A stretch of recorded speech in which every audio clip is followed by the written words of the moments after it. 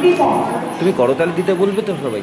আমি ভিক্ষা করে ফিরতেছিলেন গ্রামের পথে পথে, তুমি তখন চলেছিলে তোমার স্বর্ণরাতে। অপূর্ব এক স্বপ্ন সম লাগতেছিল চোখে মম। কি বিচিত্র শোভা তোমার, কি বিচিত্র সাজ। আমি মনে ভাবতেছিলেন এ কোন মহারাজ। আজ সুবর্ণেরা ভালো আজ আমারে দাঁড়িয়ে দাঁড়িয়ে ফিরতে নামে হবে।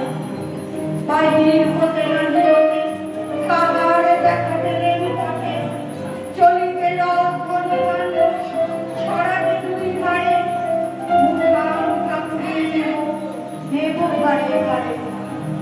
দেখি সহসা রং থেমে গেল আমার কাছে এসে। আমার মুখ বানিয়েছে নামলে তুমি হেসে। মুখে মুখে প্রসন্নতা জুড়িয়ে গেল সকল দেখা।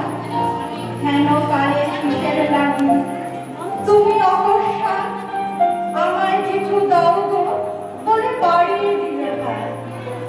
ওই একই কথা রাজা বিরাজ, আমায় দাও কিছু। শুনে ঘনকালের তরে রইল মাথা নিচু।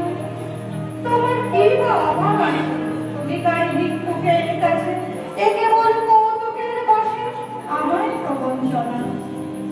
ছুরি হতে দিলেন তুলে একটি ছোট কানা, জলে পাত্র বানিয়ে ঘরে এনে পূজার করি। ভিক্ষা মাঝে একটি ছোট সোনার কানা দেখে দিলেন যারা ভিখারিদের স্বর্ণ হয়ে এলো ফিরে। তখন কাঁদে চোখের জলে দুটি নয়ন ভরে। তোমার কেন দিনই আমার সকল শূন্য করে। নমস্কার। করতাল।